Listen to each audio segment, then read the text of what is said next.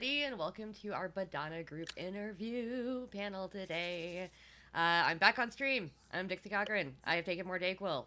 I am still here, which is good, and I haven't lost my voice or anything. So, second day, doing all right. Glad I had that nice long break. But I am here today with Rich Thomas Hello. and Jack Berkenstock, Hello. who's always a. Was that just because we had a whole conversation about Riff Raff from Rocky Horror beforehand, and now you're. We did. Hello. It's one of the Masters panels. What are you talking about, riff raff? I was just shouting That's out just to Jack. Matthew Well, Dawkins. it's because it's Oh, those are divine order. Dawkins. That was the Dawkins. Either way, we are here today to talk to Jack from Bodhana Group about Bodhana Group, which of course is the charity we are supporting this weekend with this convention. As we've said before, 40% of all proceeds from all the games are going to the Bodhana Group, and the other 50% are going to the game themselves, and then 10% is going to start playing to help them facilitate our stuff. So please, if you sign up for a game that you're paying for, know that it's not paying to Onyx Path, it is paying for charity. So now that we're talking about that, let's figure out what this charity does. So you want to talk a little bit about Bodhana, Jack? Absolutely. So the Bodhana Group is a 501c3 charity, and we use all manner of tabletop games, whether board or RPG, for educational, skill building, and therapeutic programs. So it's as simple as using something like Marvel Legendary to teach social skills, cooperation, and collaboration, all the way to finely tuned use love RPG for anxiety, depression, trauma, and autism support. So it's about finding the right game for the right reason. And we use the magic of storytelling to help people kind of rewrite their stories so they can, get a better idea of who they are, and also work on things like critical thinking or creativity and expression. So it's really this beautiful marriage of the fun and the immersion of play, all with the solid basis or background of, like, what do we want to do clinically with this person? So if it's like we're doing cognitive behavioral therapy, we use the game to deliver that form of therapy. So we also say the game is not the destination, but it is the vehicle. So Yeah, totally. That makes sense. I would have a lot more fun doing CBT when I was doing that if it was via gameplay. Because the brain gets more engaged, but also that creativity and that just being around the table with other people. You design what it is you're playing and how you're playing to feed off of and into, like, this peer-based learning activity. And I mean, we've seen growth in clients in 3 months just by playing RPG, and we use a wide array of systems. One of our faves is Pugmire. Anything from the Code of Man for, like, moral choices, and just everything about Pugmire is just amazing for us. That was one of our And first people groups. love dogs and Absolutely. cats. Right. And birds Lizards. and mice and rats and lizards. Yep. I spent so long thinking about what it might actually mean to be a good dog in Pugmire, so I totally understand that that's a good way to get moral thoughts. It's like, what does it mean? Yeah, 'Cause absolutely. It's open to interpretation, like most, moral Ethoses. Ethos. Ethos. Ethos. Okay, yeah, I'm gonna go with that one. Ethosisai. Ethosisai. Yeah, I no, think that's that's Matthew's character in our game. very close to it. And we do a wide array of other things. I mean, I could literally talk for 3 hours about all the different stuff we do. You have 1 hour, so do your best. 1 hour? Okay. Talk for 1/3 or 1/3. or 3 times as fast. We do that. trainings, consultation for therapists and educators about how to start up their own game-based programs. We are actually also currently working on our own role-playing game system called Branch Riders, and we are seeking to be published through Onyx Path, so we're very excited about that. We've been in development now for, I think, a little bit over 1.5 to 2 years with Eddie as part of our design team, and we are in our second beta playtest phase, so please look out at your local game stores for us to come and do some play testing to get some feedback and get excited about everything. And of course, we also run the Save Against Fear convention. This year it'll be October 6th through the 9th in York, PA. You can find all about that on our main website or the newly relaunched saveagainstfear.com website. So Nice. Is it back in person this year? Yeah. It is actually it's like a tri felt hat or whatever. What are those things? A that the tricorn? revolution- Yeah, there we go. Okay. I was going to say Triforce, totally different No, thing. you could wear a No. tricorn while helping the Triforce. While riding a tricycle. So no, the event is going to be in person mainly. That's Save Prime.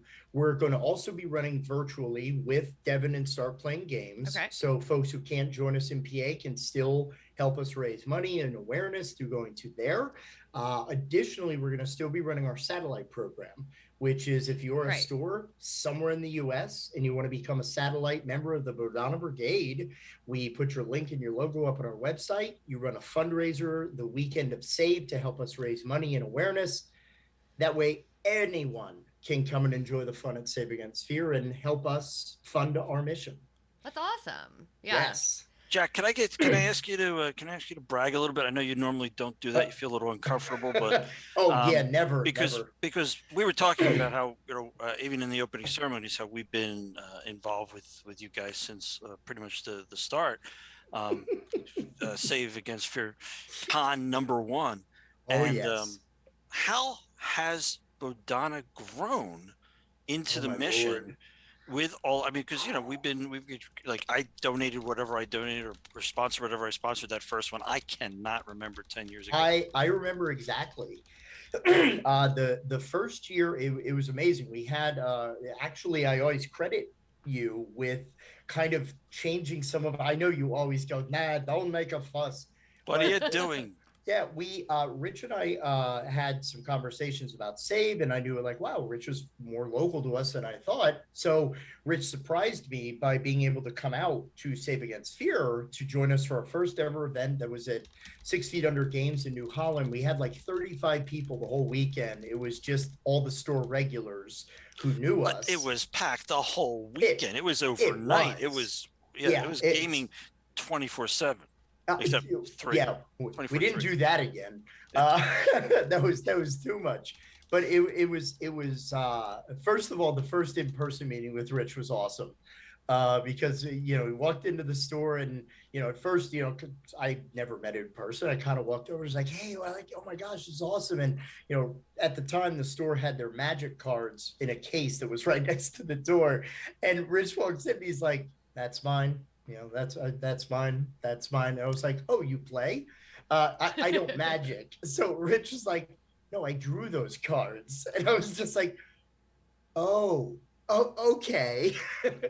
That's exactly right, folks. I pushed my way through the crowd, knocked Jack over, got over to the magic things, and just went, which ones are mine? But the most important part of that conversations we had that weekend was Rich shared stories of people through, the White Wolf years as well as the Onyx years about all of these folks who had written in about how playing in the World of Darkness setting and battling the monsters in the game helped them with strength and courage to overcome their own trauma and their own, abusive situations in the past. And at that point, we just did Save Against Fear because we were all gamers. At the time when Bodhana was founded, we were a company that was all about training and consultation specifically to work with victims of and people who perpetrate sexual abuse for their rehabilitation. So we were strictly focused on that, but hashtag nonprofit life, we needed money. So we ran a fundraiser. We were gamers. So we ran a con without ever being attendees at a gaming convention. But through this conversation that we had with Rich, we started to analyze our own gaming. And wow, this helped me get through my parents' divorce and all of my childhood. Like me, I was a terribly shy and awkward teen that very poor self-esteem, very low self-image, no strength at all for myself. Now you could give me a PowerPoint that I'm loosely connected to, and I can speak in front of 5,000 people. And gaming was the key to that. Being a GM, being a nerd player wasn't cool back then, Jack. Oh my gosh, no! I know the inside of many lockers. So similar stories. It's only very recently gotten better. Yeah, very much. So we started analyzing gaming, and we started to figure that wow, gaming that we had used in a behavioral health unit we all worked on, it helped the kids coordinate and collaborate better, and they were keeping each other out of trouble because of the strength of the game. but we started to analyze it as therapists, and literally that conversation spearheaded us talking about gaming from the perspective that if people are getting these benefits just from playing on their own, what if you had the guidance and instruction and careful monitoring of an experienced practitioner? So now we can shape the story to go into the goals that we need. We can help them create characters that are more meaningful for their sense of play. We can create challenges that are allowing us to replicate or simulate opportunities to work through different therapeutic modalities, because that's the key. Like, RPG therapy is not its own thing. It's only a delivery system. We use RPG to do. It's a tool. Yeah, that's all it is. But it requires a lot of monitoring and oversight. So yeah, so as far as us going and advancing, like really Save Against Fear was our biggest thing ever, because we went from 35 people to 50 some people to 75 to 100 to 150 to 200 to 400. Our last in-person convention, we broke 500. We're hoping for a really big, thing again this year, especially coming back in person. So it not only has Save increased our visibility and our connection with designers and creators and therapists, especially. We have therapists that come to Save from Australia, New Zealand, Canada, California, like all across the world, to come not only for trainings but to just meet and greet other therapists and talk about this practice so we can share ideas. So it's not like that, these are my toys, don't go away. It's like, this isn't your second grade math homework. It's an emergent modality, you putz. Stop that. Don't do that. I think that needs to be one of the motto of Bodhana. It's an emergent modality, you putz. Yeah, well, it's filmed now. I can't take it back. I think that's part of what struck me at the first Save that I got to come to was how many of the, usually you go to an RPG convention and that's what everybody's there for, right? So either you're an RPG player or you're in the RPG industry. And that's kind of the whole point of them. And with Save Against Fear, I met so many people who I were like, oh, like, why are you here? And they're like, oh, I'm a therapist from California, and I came here to learn about this thing. And can you tell me about the RPG you worked on? Because I know nothing about RPGs. And I was like, oh, okay, this is a very different crowd. Yeah. And that was absolutely fascinating.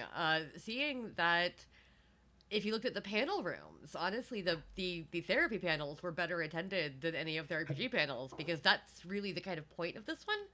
So even though there are lots of fun games to play and there's lots of cool merch to look at and stuff to do over the long weekend, like really it is for the therapists and for the people who will be using this. Because one thing that I think we tried to make very clear in our opening panel, that I will let Jack expand on, is that we are not saying use RPGs to do therapy on your friends. We are saying these are trained professionals. No, Use it as a tool. So yeah. Yeah, I mean, because a lot of people also, ask the question that, well, this is something, licensed practitioner. Well, okay. Truth be told, I am not a licensed therapist. I'm a master's level clinician. I have 25 years in the human services field, just in case folks are, well, who's this guy?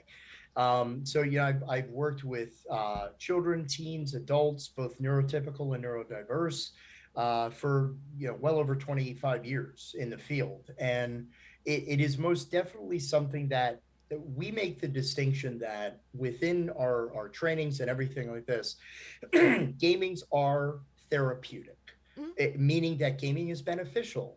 We all spend 40 to 50 hours a week at our jobs being whoever we are. So it's therapeutic to take that little gaming vacation at the table and be somebody else for a couple of hours. What we're talking about is when they are clinically therapeutic or clinically beneficial. You are a trained professional with experience, not only of being, because we also talk heavily about the balance of the two roles of being a therapeutic GM, but also being a trained clinician, because you have to be able to manage the group at your table, not only to make sure the game content is what it needs to be to keep people immersed and involved and engaged, but you also got to make sure that you're not just getting paid to run a fun game. We've had clients who are like, man, we want to play the game. And I was like, we're here for group. One of the group members has a rough moment right now. We need to talk about things. Well, I'm here for the game. And I go, I'm being very respectful here. If all you want to do is play, you know how to play, go to Mm-hmm. your local game store, go to your local comic book store, go to an after school program. You can play a fun game with other people. We're here to do meaningful work, which means Right. supporting people in the group. Maybe the therapeutic gaming isn't exactly for you, and that's okay. Like, this isn't, this RPG can cure anything. No, there are times where this is not appropriate for people. And so meeting all those therapists, we meet people like, I do drug and alcohol treatment, I do work specifically with abuse and trauma, I work with veterans with PTSD. Like, hearing all these different stories really helps us conceptualize and drill down what safeguards we have to put into play for this model. Because again, like you said, Dixie, this is not, oh, I have a friend who's suffering from grief and loss, I'm going to run an RPG. No, Right. Even with safety tools, you're Right. going to trigger your friend. Right. You're going to do harm. Please don't do that. I know you mean well, but I have over 20 years of facilitating psychoed and psychotherapeutic group. Right. So yeah, it's different, Mm-hmm. Yeah, no, there's definitely a big difference between, like, yes, you can have a moment of catharsis or whatever at the gaming table, that happens all the time, Right. but actively doing, CPT with it is very different. Yeah, it's a directed, guided process. Right. I think it's something we're going to want to underline when Branch Riders ultimately is revealed to the public, is that this is a game first, and then there's the therapeutic aspect, and most of that is not stuff you need to worry about. Right. Yep. As somebody who's playing the game and having a good time with your players, but for those people who have that training, this will provide a way for them to not have to, as you said, Dixie, what the heck is this role-playing game thing anyway, right? This is the role-playing game that you can look at and say, oh, okay, I see exactly how this maps to my skill set and to what I've learned, through my career. So it's going to be a game first. Right. That's the thing. It's going to be a really fun game. It's one of the pinnacle points of us through development is we don't, because we joke about it, like a lot of the games that are out there for therapy, like Therapy Uno, Therapy the Game, the Ungame, like it's scruples. It's a roll and go. Like, we really wanted to capture this idea of compelling stories with worlds that drive meaningful dialogue and conversation. But it's like breadcrumbs. If you're a therapist, you're going to go, okay, I see what you built in there. That's doing? Yeah, exactly. This is a box of Legos that you could construct for a fun game, or you could construct it for a therapeutic game. And we're even planning on putting a facilitator's guide out as a companionate guide. So this way, if all you need is the game for fun, you got all you need to do that. But Right. if you want to do it more intention, there's a separate guide that will illustrate those concepts for you in a much more succinct way. So you can match them together. But again, 8 realms, 1 mission. That is the tagline. Thank you, Dixie. Still, that was yours. No, that wasn't the one I said, actually. Y'all have What? with What? Oh Yeah. no, I've completely Yeah, you have Mandela affected it. Oh, I had said 8 ways to go, 8 ways to grow. When you were trying to figure it out. This is a long time ago. It's fine. I'll have to write that down for the further consider. I like 8 realms, 1 mission, because it actually kind of reminds me of many worlds, 1 path. So Ooh. Yeah. I mean, I could talk about that for a few moments to give a thumbnail. There were actually quite a few people questions in chat. Yeah. Well, a lot of them were asking about if you could say more about Branch Riders. So do you want to say a little bit about the game? Sure.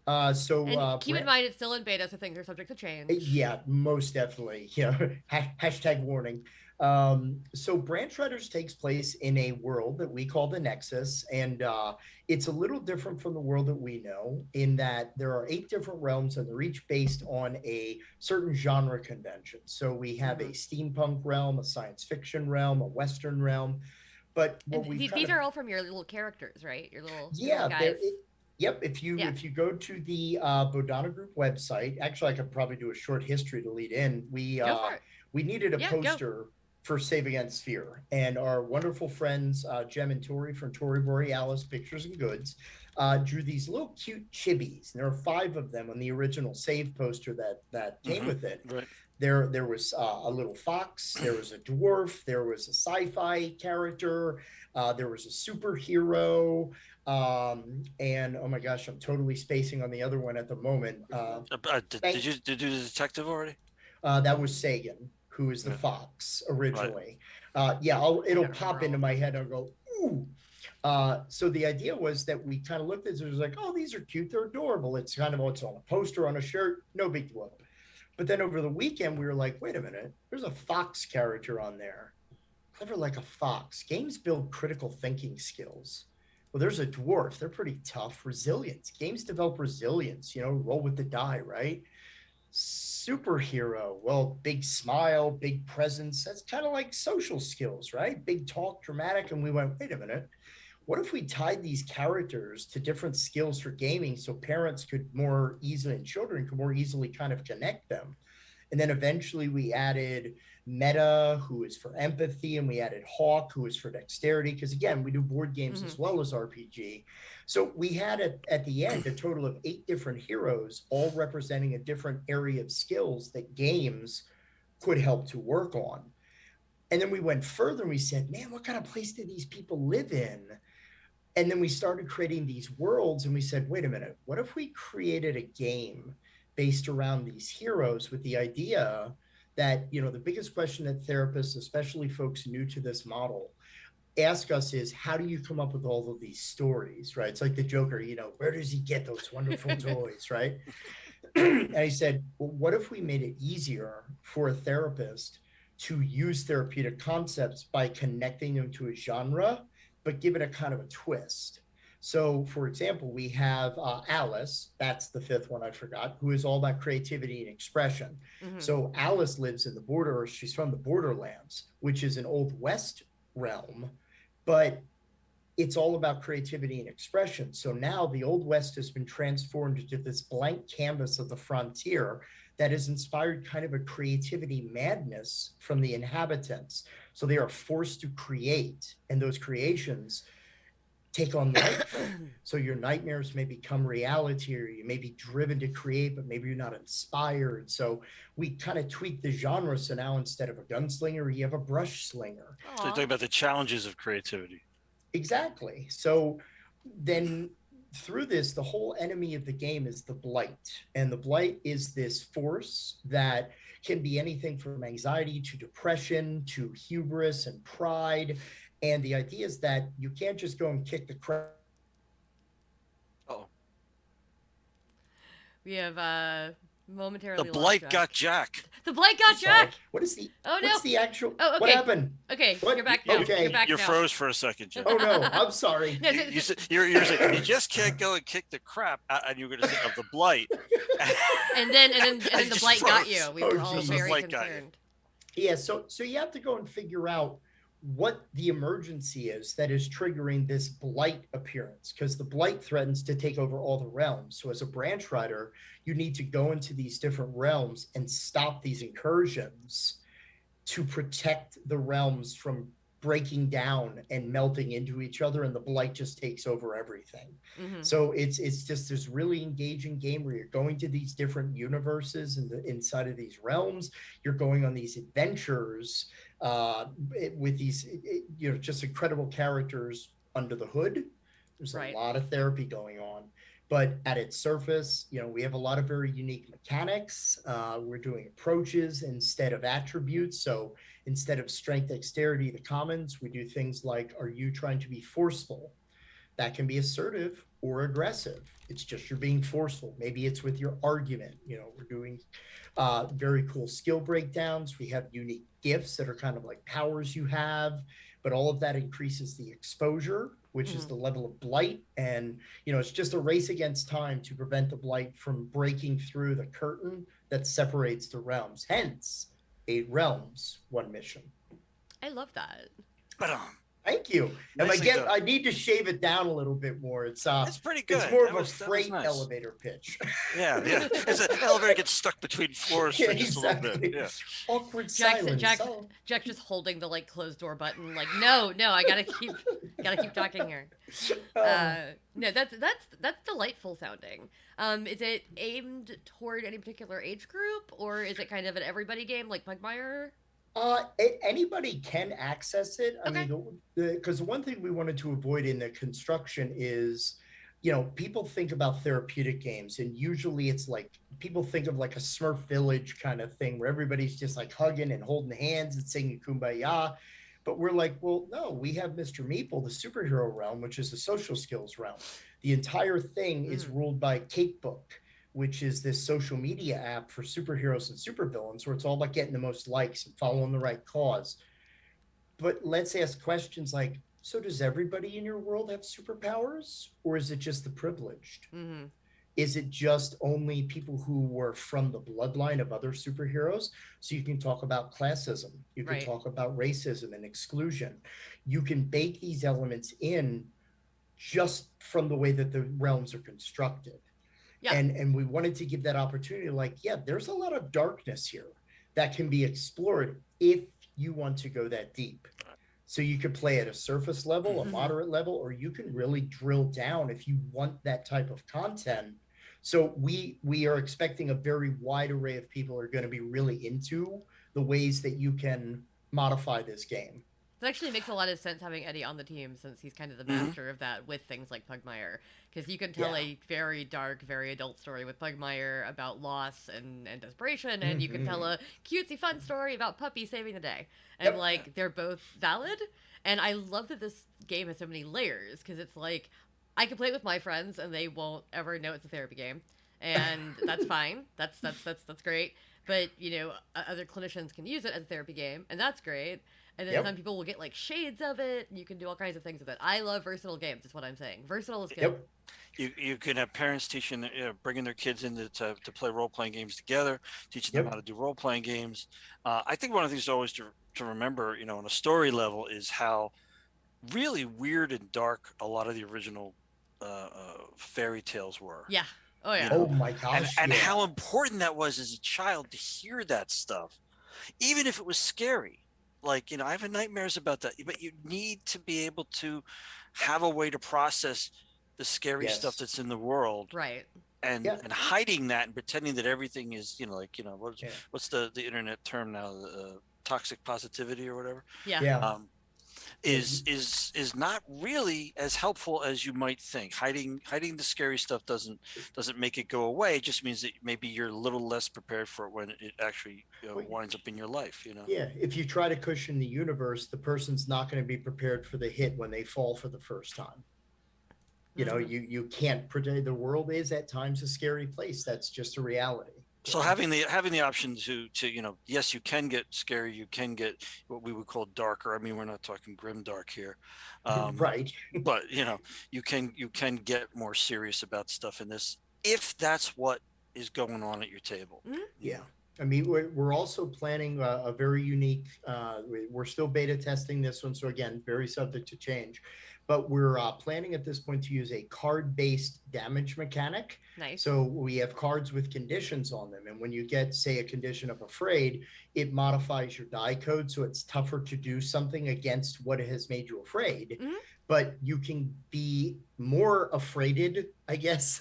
So now you're terrified, which means you cannot act against the thing that has terrified you. And if you get more than 6 conditions, you are temporarily incapacitated until your friends help you.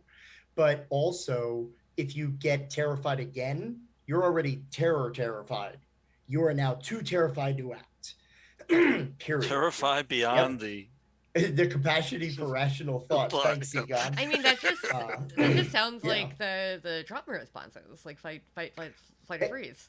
Right. And so your friends also can look across the table and go, okay, we're going into a battle situation. You're carrying 2 conditions. I'm carrying 3 conditions. So you're looking around, seeing how okay or not okay the group is. Oh, you're checking in on people. Yes, which is also an impetus for I can do something on my turn to give you a positive condition. Mm-hmm. to help either stage down or remove. So we want these cards to be flying Yeah. during the middle of, and we're also constructing like what we call jokingly the Build a Blight workshop. So you will be able to customize your blight by picking their methods, which are antithesis of the branch rider approaches. So where I am forceful, the blight is brutal. So you pick powers, so you literally can customize your enemy. So we have samples, of course, but if you're an experienced RP and you want to make your own blight to test your players, yeah, do it. And those powers you can't do anything against them. Powers target certain things.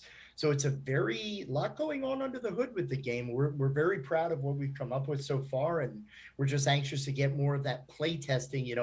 I've been a player for years, first time designer. Wow. My my respect for game design has grown exponentially in the last 2 years. Well, it should have. Exactly. Thank you for giving us the respect we deserve, says yes, Rich. yes. No.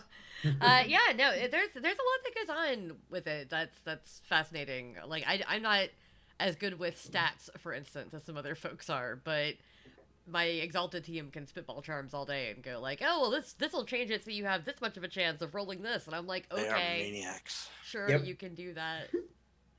Yeah, system head, gear heads. I don't know if we weren't. They're just amazing. They are really good.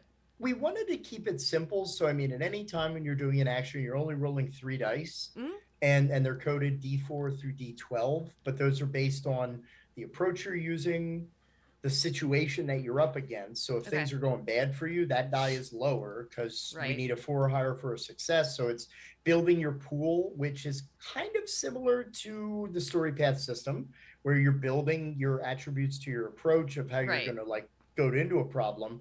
We just use different dice to keep it simpler for players. Yeah, so, I like the idea that 4 is a success. So if you're using a D4, you're in like desperation mode, and if you're using a D12, you're probably fine. Yeah. Yep. And then I think we're using what we call the yes and through yes no system. So if you get 3 successes, it's a yes and. If you get 2 successes, it's a yes. If you roll 1, it's yes but or no and. Yeah. And then no but. So then 0 successes is no and. Right. So it's just a very simple narrative convention now. Just explain what that means. What's your benefit in this situation? So we wanted to make it very narrative driven as well. So we're just telling compelling stories. Let's not get lost in the weeds of mechanics and minutia. Yeah. This sounds very, very cool. I do love the idea of having like actual things on the table, or even in like a virtual space to show that people have conditions on them, because I know that when I play a lot of D&D in my spare time, and one of the things is always like you get done with the fight, you're just kind of like, how's everybody doing, and like your only acknowledgement of it is a number. It's like oh, I have 8 hit points left out of my 14, can somebody help me out here, and they do, but that's not as evocative. And also it doesn't really encourage like actually checking in. Like I don't know what 8 hit points means, am I half dead? Like, am I mangled? Like, what does that mean in terms of conditions? Whereas I do know what afraid and terrified and frozen mean, Yeah.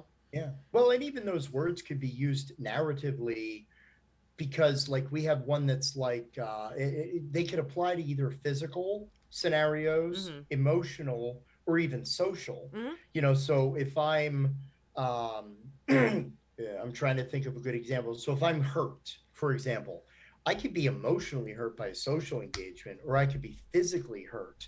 So we also wanted to offer interpretation, so this way it works on silently again. So you're either building a compelling story about what's going on, or it also is working on emotional recognition and expression. Right. How do you describe when you are socially hurt narratively? So we're also using this is what we're talking about. We bake the therapy in, so you don't necessarily have to know what's happening. But now you've got new words to describe how you're feeling that you may have never even had the vocabulary for. Absolutely. This is so cool. I mean, I think most of folks who listen to the podcast and stuff know, but I've dealt with mental illness my entire life. So this is also just really interesting for me as a person. I was an adult diagnosed ADHD person with the comorbid anxiety and depression that I've had my whole life. And so I have been through therapy. I'm in therapy. I'm on medication, and hearing stuff like this is really cool because I have been a lifelong gamer, and both video games and tabletop games, and all of them have helped me kind of escape and feel better. And like if I'm having a bad mental health day, that's usually the best thing I can do for myself is go play a game, whether it's with friends or my little Animal Crossing village. But like the whole point is just that actually using this as a tool is very, very cool to me, and having a world built purposefully to use it as a tool is incredibly cool. Honestly, it's the kind of thing that I'm like, man, I wish I could go back and be 15 and depressed again, and like have this, because now I'm 37. Absolutely. I'm not sure anything's worth that. This is a pretty great game, but I don't want to go back to being 15 depressed again. Please don't. Well, I mean, but then maybe it would help, is what I'm saying. Could I at least be 30 again? Can I just do 30? I'm after college. I'm okay. One of my friends did just say that no birthdays during COVID counted at least, so I'm going to go back to being 34. Ooh, so I'm not 50 this summer. No. Awesome. You can mentally put that in any picture you want to, but nothing's stopping my slide. Oh. Hello, Raiders. Oh, fantastic. Oh. Do we have any questions or anything that? I was just going to ask the same thing. So we have I beat you to it, buddy. Well, we still got about 20 minutes, so if anybody has any questions for Jack or Rich, put them in the comments. Past that, we can keep chatting. Yeah. Did you have anything else about the Bodhana Group that you wanted to mention while we're on air? Well, you're at Origins right now. Yeah, you're at Origins Game Fair right now. Yeah. Yeah. So that's an Origins hotel room there, isn't it? Yeah, we are at the Hyatt in Dublin, Ohio. We've had an incredible weekend at Origins. Met so many cool designers. We've been absolutely overwhelmed at the amount of support. A lot of companies donating product for us that helps us out with not only our library with games that we take out the programs, but also, that helps us with prize support for Save Against Fear, or sometimes it's like, hey, here's a game autographed by the designer. Hey, that's an auction item. That's gonna, we can do a lot more with, $100, $200 from that item than we can with just the game on a table. Right. So, we've met so many great people, and it's going to kind of revert back to Save Against Fear. Like, one of the really awesome things is just hearing people. Let me say it this way: I am being slowly drugged into submission by my board of directors to use TikTok. TikTok, Jack. It was reinforced this weekend. So I have some ideas about what to do, because one of the coolest things that we do when we go to conventions, when we do our own convention, is just hearing people's stories about how gaming pulled someone from the brink. Like someone who's like, I didn't have anybody in the world. And then a friend of mine was like, hey, come over to my house and play this game with us. And they're like, you know what? 20 years later, I didn't take that leap that I knew I didn't want to take, because there was someone there for me, and I started coming to a regular weekly game group. And then I was like, oh, there's more games. So I had something to come back to. I don't want to miss the next session. Exactly. Or all these friends. I mean, I have friends in my life who I would not have if not for, we worked at Best Buy in different departments, and it's like, oh yeah, I drop a Shadowrun mention or something. You role play? It's always like this secret handshake. Grab that box, chummer. Right, exactly. Okay, my place Saturday, Star Wars Wedge system. Cool. All right, Rhodium Bounty Hunter, I'm in. There's a thing that floats around a lot in folks with depression that I've seen as a meme, as a tweet, whatever, and that's that it doesn't matter how silly the thing is that keeps you going. If it keeps you going, it keeps you going. So if like what keeps you going is the next Star Wars TV show coming out that you haven't seen yet, great. Yeah. Stick around for that. And then if after that the next thing is the new Marvel movie, stick around for that. Like just keep a little bit at a time. Like you would be amazed at how much that helps. Like I've had one really bad year where I stuck around because Halloween was coming up and I was excited. And then I was fine, But like that's great, and having that opportunity is really, really helpful, and it might seem silly to you, and that doesn't matter. Like, if you stick around because your Animal Crossing villagers will be sad if you're not there anymore, that's fine. That's okay. Yeah, totally. Your brain's lying to you, so Yeah. it's Oh. all's fair with what you do back to it. Yeah. Yes, there. Oh, a great book. I can't remember the author right now, but there's a great Buddhist psychology book called The Misleading Mind that talks about the fact that people are like, the brain is the most powerful supercomputer, blah blah blah. Your brain is garbage because your Like brain sack of shit. Mine's yeah, garbage. your brain lies to you all the time. It tells you that things are dangerous when they're not, and so yeah, gaming as this Or vice versa. simulation, or vice versa. Yeah, no, you're fine. Everything's fine. I could take another drink. I'm Everything fine. is on fire behind you. Yeah. But even more This is so, I fine. think one of the other uniques about gaming is when we do our groups with kids, we're not just about, okay, we're gonna have your kid in a group for the next 10 years. Like, we really do take a kid from learning how to play the game and to get comfortable with playing. Then we teach them how to be a GM. Mhm. So by teaching them how to be a GM, it's a total different set of skills: active listening, dealing with adversity, that resilience of, oh, the players didn't want to go to the thing I wrote 8 pages on. I'm going to have to make stuff up. No, I'm going to force them.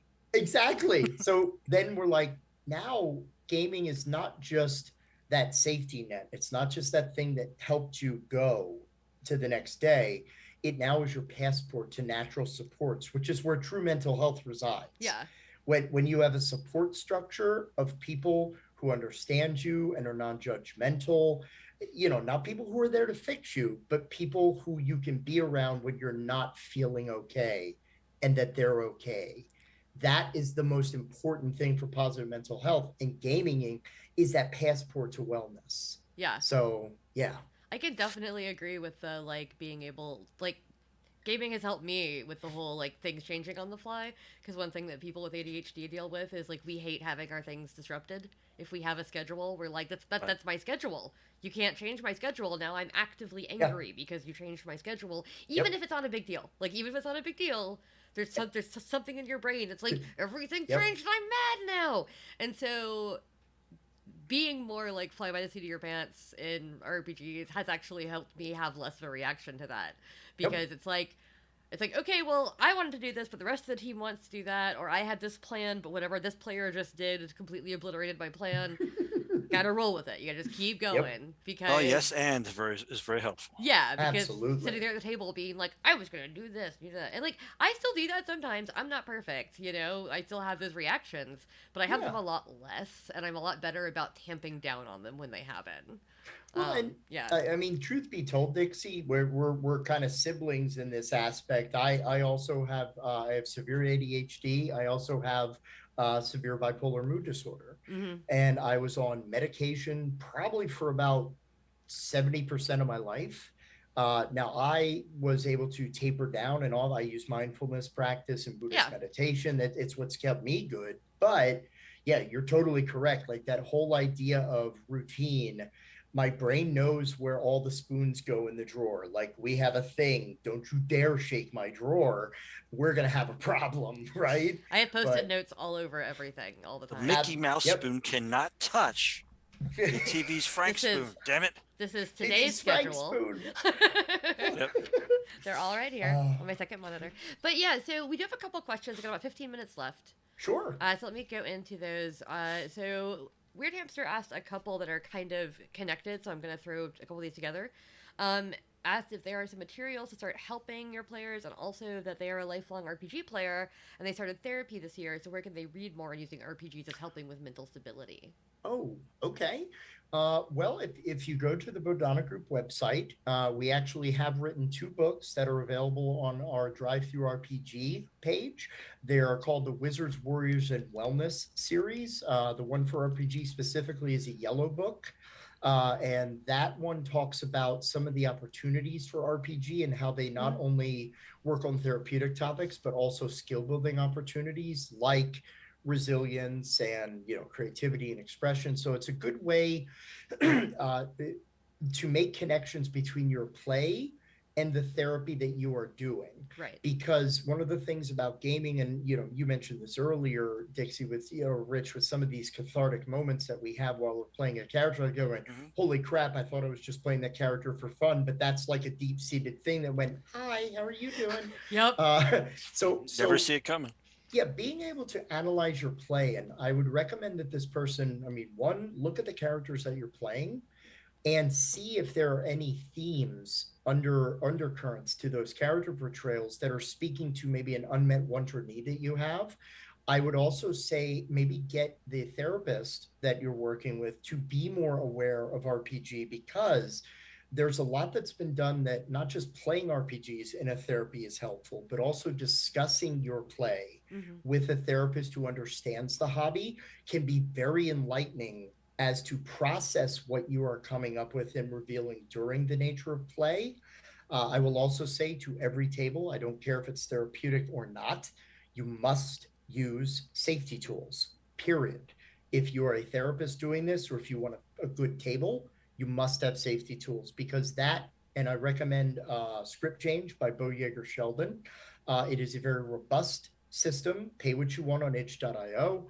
And the cool thing about that is it encourages discussion.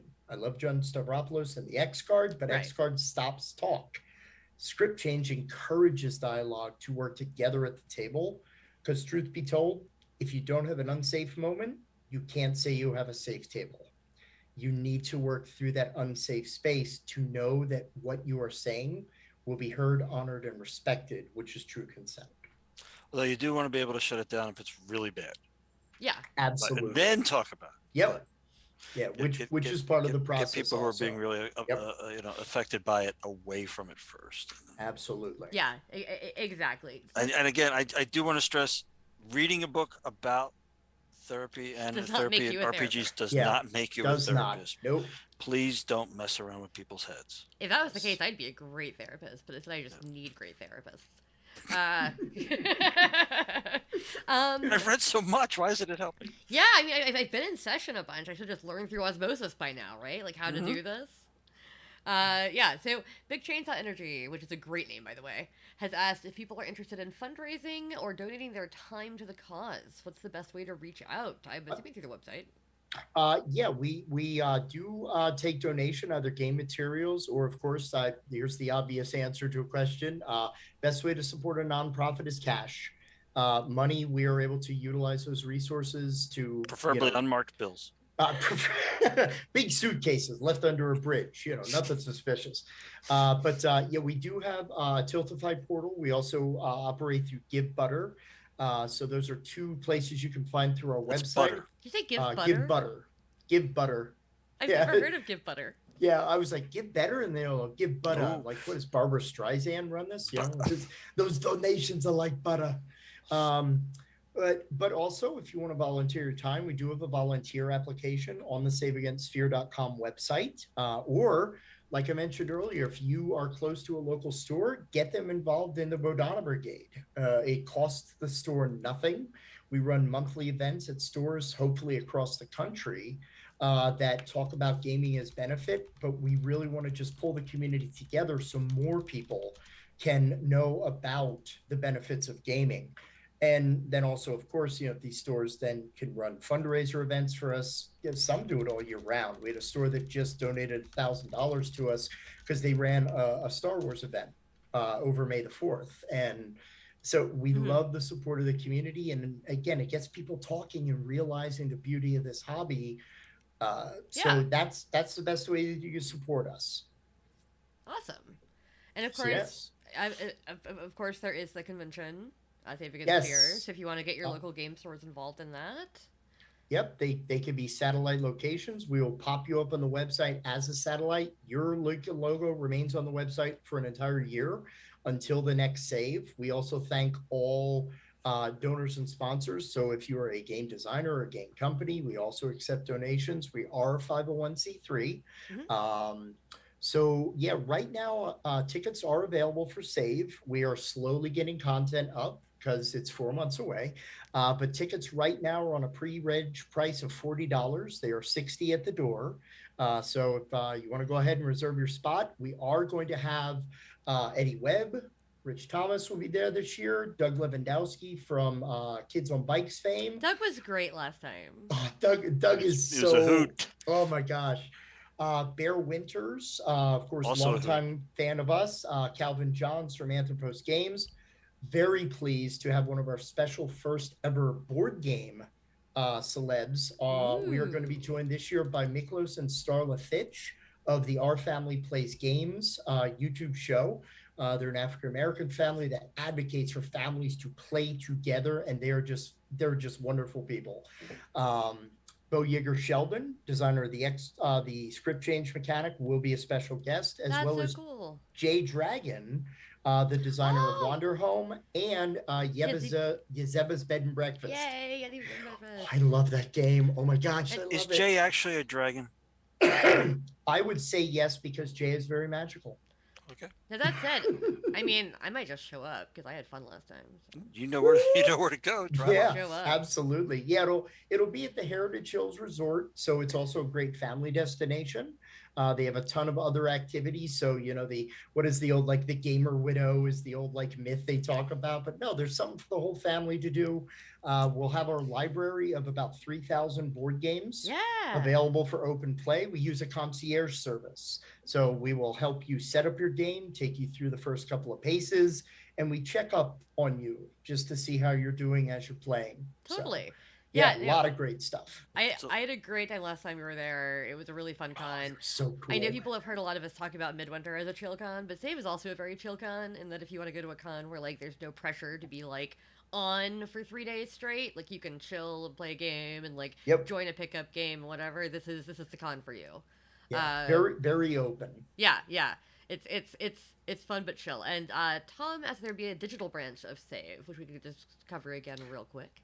Oh yeah, absolutely. We will be running virtual sessions on on startplayinggames.com. So that site should be up, and we're going to have links on the saveagainstfear.com website. But yeah, there is a virtual component as well as the in-person save. And like I had mentioned, you can contact your local game store to reach out to us, and we'll help get them set up as a member of the Bodhana Brigade. And yeah, multiple ways that you can attend, support. Of course, also spreading the word is tremendously important for nonprofits. We don't have the advertising budget that most businesses do. So word of mouth about what we do, combine it with your own story of gaming, just to, prompt more people to us. On TikTok. You could go on TikTok. On TikTok. Because Jack's not going on. I tell yes. That's funny. TikTok. It's not even me pushing him. I just came in midway through the conversation about getting him on TikTok. He's like, yeah, that's a thing. And I was like, I have to learn another social media app. Oh, jeez. I mean, tough for you. I do watch TikTok. Like, talk about dopamine. Like, dopamine. My wife's addicted. And again, some of them are cute. My biggest thing is, please don't just stand there and recite someone else's stand-up routine. Yeah, no, that's weird. Right. Just make it, cat videos to music is fun, because cats are awesome. It's true. Cats are awesome. They are. I've got 3. They're around here somewhere. But yeah, so that's great. And it sounds like a lot of people who are really excited. And of course, there are volunteer opportunities, I do believe. And if you're doing the Bodhana Brigade stuff, that's obviously something that if anybody wants to set up in their town. I mean, Tom, you're crying in European, but you could be the first German Bodhana Brigade store. I am a Berkenstock. I would highly appreciate it. Vielen Dank. I don't know what that accent was. Many thanks. Yeah, no, I speak German. I don't know what that accent was. Oh my gosh, I'm a horrible German person. You throw me too many straight lines, Jack. Come on. Groß Dank. Right? Danke. Danke. Oh, I forget the E. High school German. Are you talking via Pennsylvania Deutsch? There might be a little Dutch in there. Kannst du mitfangen? Ja, du wünschst du bleiben. You feel a little Gretzi, are you? Oh yeah, little Grexy. I'm too shushly. We're going off the rails at the end here. We are. Well, have you ever heard that phrase that kannst du mitfangen? I don't think so. Can you catch flies with your tongue? And the response is ja, du wünschst du bleiben, which is only if they stand still. So that gets you really far in Lancaster, Pennsylvania, I got to tell you. It gets you a free shoe fly pie. Oh, yeah. I do. Yeah. Well, my boyfriend specifically loves shoe fly pie, which is part of why we want to go Save Against Fear. because we always want to go drive through so that he can get And his hit the pies gym. and I could get the cheese. I'm like, give me all your cheese. Give it to me. Do we have But do we have any other questions, Dixie? Or... not really. Because I have a question for Jack. I have linked Yeah, I was something. going to say, please prevent me from speaking any more broken German or PA Dutch. Jack, I know that over the years you've got some commentary on the name of the group. Why is it the Bodhana Group? What are you trying to pull with this? Trying to pull, Jack. So Bodhana was born of the fact that when we originally founded Bodhana, we were basing a lot of our clinical approach to persons with sexually problematic behaviors around concepts from Buddhist psychology and DBT practice, specifically the use of things like the Four Noble Truths and the Eightfold Path to help people construct a better and a new life for themselves. So, when we talk about things like reducing attachment, addiction to harm others, that's a form of attachment. So when we talk about right thought, right speech, right action, right intention, we were trying to build a program around this idea of using Buddhist thought to promote change. So we chose Bodhana because the word Bodhana is a Sanskrit term that means leading to an awakening or an understanding. So while that was the original intent, we decided to keep the name Bodhana as we transferred over to the gaming portion of what we do, because we also very much believe that with gaming as a therapeutic or directed approach, it is very much about covert learning. It is not a thing where we stop every 5 minutes and it's like, you've just slaughtered 50 orcs. How does that make you feel? Right? It's like, smoke this cigar. Was that Freud? Yes, playing D&D? That was his Freud. Freud's totally a Pathfinder guy. So. Oh, okay. Yeah, totally. So. Oh, great. Yeah. Now and Jung is D&D. I mean, that's where they split, man. That was the break. Yeah. But yeah, the idea of it being covert, we want people to play games and be immersed in games that lead to these very organic and natural awakenings and understandings. Like when kids play the game and they literally sit back and like go, wait a minute, I know what you're doing. And I was like, do you? And they'll tell me about it. And they tell me, because we know about the brain, that the brain doesn't work when I tell you you're learning something. The brain works when you go, wait a minute, and you connect like that little Lego piece of information to the construct of your brain and go, this makes sense to me now. So we again, because a lot of folks say, well, are you religious as an organization? No. And again, I'm Buddhist by path, but I also have a lot of experience and training using DBT interventions, utilizing Buddhist psychology as an approach. So we kept the name as a way to signify that covert learning as a piece. So that's cool. Yeah. Excellent question, Rich. Not one a lot of folks asked, but and not one we rehearsed either. Yeah, honestly, I was like, hey. It sounded you nailed that question so well. But it's just an important thing for you. I knew it, and I wanted to get it out there. Thank you. Well, awesome. So let's get this wrapped up. We're about at time. Are you wrapping it up? Yeah, I'm wrapping up. We're usually doing some sort of Karate Kid thing. Rich, people want to talk to you any further. Where can they find you? Rich at theonyxpath.com. Okay. The email address of choice. And also every Monday, the Monday Meeting Notes blog goes up that I write. And in the comments section, you are more than welcome to ask any questions, even if they don't have anything to do with the blog that week. And many people do, actually. Yeah. And I will get to your thing sometimes within the same evening and sometimes 4 days later. And of course, all of our socials are also under our pictures right now. So, Jack, you want to talk to you? Where can they find you, follow you, do Bodhana Group stuff? All right. So mainly you can reach out to us via email at thebodhanagroup@gmail.com. You can visit us at the Bodhana Group. I'm sorry, www.thebodhanagroup.org.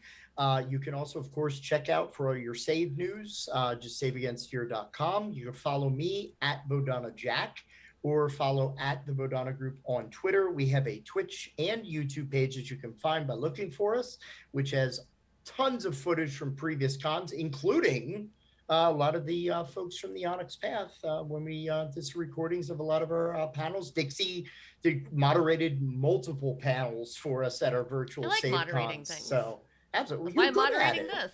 Yes. Moderation in all things. We should change the word moderator so it doesn't sound as though you are just moderate, But because keep you an are eye out quite on good at TikTok, it, right? folks, because Jack's going to be on TikTok within the year. Within a year. I'm gooderating, I guess. You're good. You're better rating. Oh, okay. I like it. I like Nice. it. So yeah, everyone should go check that out. And what are the dates for Save Against Fear Con again? Save Against Fear is October 6th through the 9th, and that is in York, Pennsylvania at the Heritage Hills Resort. Yeah. That'll be so much fun. And online. I forgot and online at Start Playing Games. And at your friendly game .com. store, if you want it to be. Yes. Can Eddie and I have the honeymoon suite at the resort? Already booked, my good man. Oh, thank you so much. All right, you can find me at Dixie Cyanide, and I am going to be signing off. Thank you all for showing up to this. Thanks, Thank you, everybody. Jack, for taking time out of Origins to be here. Oh, absolutely. Would not miss. He beamed for the in from world. another convention. Yes. So I'll have to. I mean, that's the best thing about virtual cons is you can double con. Oh, absolutely. You could triple con.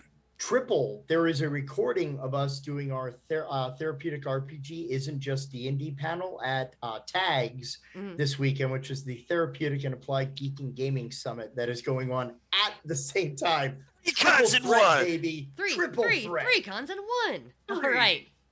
On that note, thank you all for attending. The thank next you. panel, I've forgotten what it is because I don't have it written down. So enjoy. What's up with the Onyx Path at 5:30? That's at 5. There's a panel between those. I don't know. Oh, what that is. okay. Get Enjoy jammed the in next there. panel. Is it Trinity? I think it might be Trinity. Oh, it's Ian's panel, right? Have fun. Bye. Bye. Bye-bye.